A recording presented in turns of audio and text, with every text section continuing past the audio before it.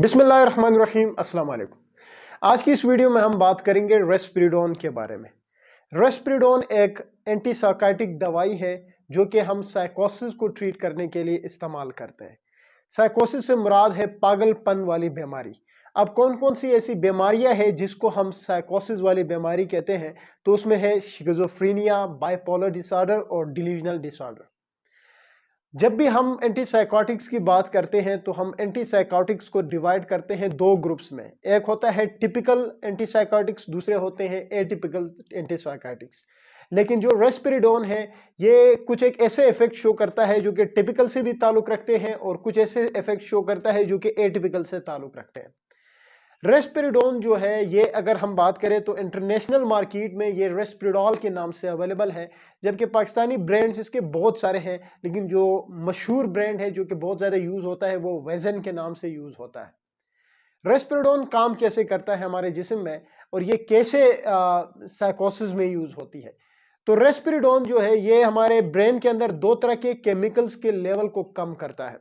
एक का नाम है डोपामीन और दूसरे का नाम है सेरोटोनिन। ये दो केमिकल्स है।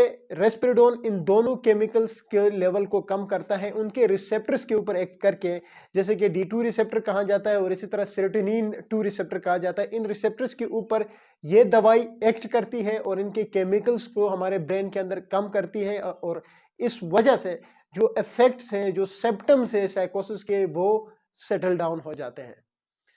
रेस्पिरिडोन की अगर हम बात करें कि कौन कौन सी बीमारियों में यूज होता है, तो मैंने पहले भी कहा कि इसको हम साइकोसिस को ट्रीट करने के लिए इस्तेमाल करते हैं। तो अब कौन कौन सी बीमारी है स्पेसिफिकली हम उनका नाम लेते हैं। सबसे पहले है शिज़ोफ्रेनिया, दूसरी जो बीमारी है वो बाइपोलर डिसऑर्डर है, तीसरी जो बीमारी है वो डिल्यूजनल डिसऑर्डर है। समटाइम हम इसको सीवियर डिप्रेशन में भी इस्तेमाल करते हैं और बाज़ औक़ात इसको हम as an anti aggressive medication के तौर पे भी यूज़ करते हैं। जिन लोगों को बहुत ज़्यादा एंगर होता है तो उन इंडिविजुअल्स में भी हम इस दवाई का इस्तेमाल करते हैं। अगर हम बात करें इसके साइड इफेक्ट्स की कि रेस्पिरिडोन के क्या साइड इफेक्ट्स हैं, तो अगर इसकी लिस्ट में आप लोगों के साथ शेयर करने लगूं तो इसके साइड इफेक्ट्स की इतनी लंबी लिस्ट है कि इस वीडियो में सेटल करना बड़ा मुश्किल हो जाएगा। लेकिन हम इस वीडियो के अंदर कुछ एक इम्पोर्टेंट साइड इफेक्ट्स पे बात करेंगे। कुछ ऐसे साइड इफेक्ट्स है जो आपको देखने से ऐसा लगेगा कि जी इस बीमारी की वजह से हुआ है, यानी साइकोसिस की वजह से होता है, लेकिन होता इसके उल्टा है। इसके साइड इफेक्ट्स की वजह से उस तरह की प्रेजेंटेशंस डेवलप होती है। बात करते हैं साइड इफेक्ट्स में, तो जैसे कि मैंने शुरू में बात की थी कि जो रेस्पिरिडोन है इसके इफेक्ट्स थोड़े मिक्स हैं, मतलब कुछ एक टिपिकल की तरह है, कुछ एक टिपिकल की तरह है। तो एग्जैक्टली इसके साइड इफेक्ट्स जो है वो भी कुछ इस तरह से है। कुछ एक टिपिकल की तरह साइड इफेक्ट्स है और कुछ एक एटिपिकल की तरह साइड इफेक्ट्स है। पहले बात करते हैं जो टिपिकल की तरह के साइड इफेक्ट्स हैं। उसमें सबसे पहले आता है एक्स्ट्रा पैरामाइडल साइड इफेक्ट्स।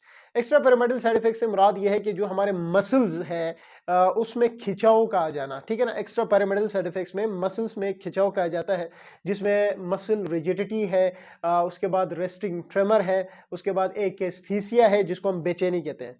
थोड़ी सी यहाँ पे मैं बात करता हूँ एक्स्ट्रा पैरामाइडल साइड इफेक्ट्स को अच्छी तरह एक्सप्लेन करते हैं।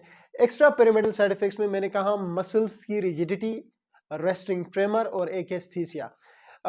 रेस्टिंग ट्रेमर को समझना बड़ा जरूरी है।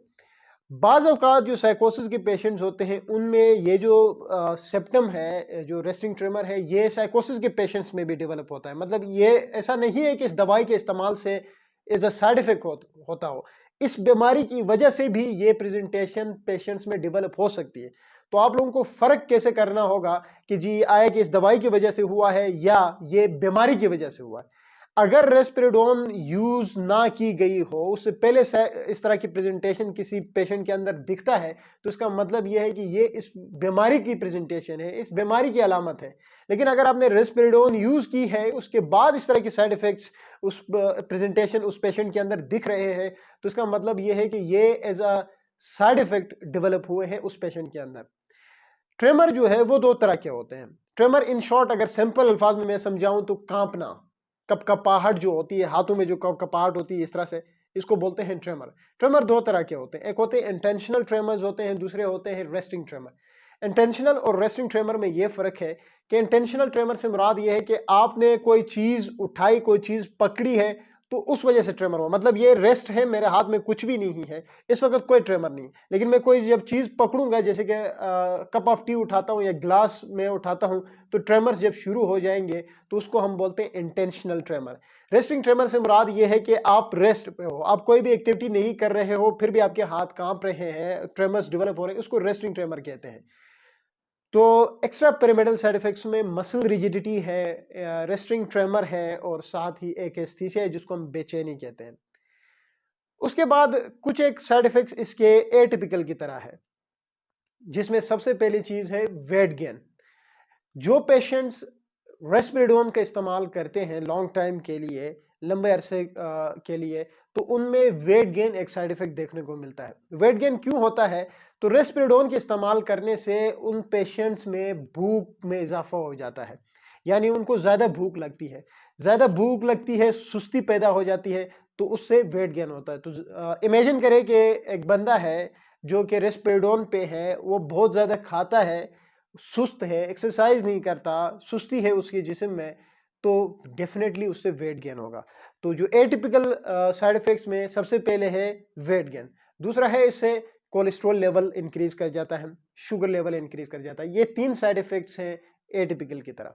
مزید اگر ہم سائیڈ افیکٹس کی بات کرتے ہیں تو سیکچول ڈس فنکشن جو ہے وہ رسپریڈون کے استعمال سے بہت سارے لوگوں میں دیکھا گیا ہے. سیکچول ڈیزائر کم ہو جاتا ہے اس میڈیکیشن کے استعمال سے, جو ایجیکولیشن ہے وہ ڈیلے ہو جاتی ہے, اور کچھ ایک ہارمونل ایشوز بھی فیمیلز میں دیکھے گئے ہیں, لائک ڈیلیڈ میسچوریشن وغیرہ. یہ کچھ ایک امپورٹنٹ سائیڈ افیکٹس ہیں. مزید اگر ہم سائیڈ افیکٹس کی بات کریں تو سلیپ کم ہو جاتی ہے, ڈیزینس ہوتی ہے, ہیڈ ایک ہوتی ہے, یورینری انکانٹیننس ہوتا ہے, لیکن یہ کچھ اتنے بڑے سائیڈ افیکٹس نہیں ہیں. سائیڈ افیکٹس کے بعد ہم بات کرتے ہیں اس کی اسٹرینتھ پہ, کہ یہ جو میڈیکیشن ہے وہ کس کس فارم میں اویلیبل ہے, کتنی ملی گرام میں اویلیبل ہے. یہ 0.25 میں بھی اویلیبل ہے, 0.25 mg, 0.5 mg, 1 mg, 2 mg, 3 mg, 4 mg, یعنی 0.25 سے لے کر اپ ٹو 4 mg تک یہ ان کے اسٹرینتھ میں اویلیبل ہے. کیسے اس کو استعمال کرنا ہے؟ یاد رہے ایک رول ہے اینٹی سائیکائٹک میڈیکیشن جب بھی یوز کی جاتی ہے تو اینٹی سائیکائٹک میں یہ رول ہے کہ ایک ہی وقت میں آپ نے ایک ہی دوائی استعمال کرنی ہے. تو جو رسپریڈون ہے وہ آپ 1 to 2 mg سے لے کر 16 mg پر ڈے تک آپ استعمال کر سکتے ہیں, یعنی 1 سے 2 ملی گرام سے لے کر 16 ملی گرام پر ڈے تک آپ استعمال کر سکتے ہیں. لیکن عموماً 2 to 3 mg یا 3 to 4 mg استعمال کرنے سے ایک دن میں پیشنٹس جو ہے وہ ٹھیک ہو جاتے ہیں. لانگ ٹرم اپ ٹو جو ہے وہ 16 mg تک نوبت نہیں آتی ہے.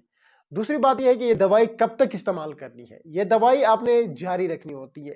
جب کوئی پیشنٹ ہے جو کہ سائیکوسس کا پیشنٹ ہے, جب وہ یہ میڈیکیشن یوز کر رہا ہے اور اس میڈیکیشن کے یوز سے وہ ٹھیک ہو جاتا ہے, سائیکوسس کی پریزنٹیشنز نہیں رہتی اس میں, تو اس کے بعد بھی اپ ٹو 2 ایئرس یہ میڈیکیشن آپ نے کنٹینیو رکھنی ہوتی ہے. ایک چیز جو میں نے پہلے بولنی تھی وہ میں بھول گیا, میں ابھی دہراتا ہوں. جیسے کہ میں نے کہا تھا کہ جو سائیڈ افیکٹس میں نے بات کی تھی, ایکسٹرا پیرامیڈل سائیڈ افیکٹس ہو گئے, اس کے بعد جو دوسرے سائیڈ افیکٹ تھے ویٹ گین وغیرہ, وہ کیسے, مطلب دیکھو میں نے کہا نا ریسٹنگ ٹریمر جو ہے یہ ایک ایسی پریزنٹیشن ہے جو اس بیماری کی وجہ سے بھی ہو سکتا ہے اور اس بیماری میں اس دوائی کے استعمال کی وجہ سے بھی ہو سکتا ہے. تو کوئی نہ کوئی طریقہ تو ڈھونڈنا ہوگا تاکہ یہ مسئلہ بھی حل ہو جائے. تو اگر کسی پیشنٹ کو ریسٹنگ ٹریمر ہو جاتا ہے اس دوائی کے استعمال سے, تو اس سائیڈ افیکٹ کو اوور کم کرنے کے 2 طریقے ہیں. نمبر 1 یہ ہے کہ اس دوائی کا ڈوز کو ہم کم کرو, اور دوسرے طریقہ یہ ہے کہ اس دوائی کے ساتھ آپ لو ڈوز میں پروسائکلیڈین ایڈ کرو, جو کہ کیمپرو کے نام سے بہت زیادہ مشہور ہے, کیمپرو کے نام سے آتی ہے, وہ دوائی آپ استعمال کرو. تو اس ایکسٹرا پیرامیڈل سمپٹمز سے جو سائیڈ افیکٹس ہیں اس سے آپ کی جان چھوٹ جائے گی. دوسری میں نے کہا کہ ویٹ گین ہوتا ہے, کولیسٹرول لیول بڑھ جاتا ہے, شوگر لیول بڑھ جاتا ہے. یہ سارا کام اس بیماری کی وجہ سے بھی ہو سکتا ہے اور اس دوائی کے استعمال کی وجہ سے بھی ہو سکتا ہے. اگر اس دوائی کے استعمال کی وجہ سے as a side effect develop ہوا ہے تو وہاں پہ آپ پھر 2 طریقے کر سکتے ہو.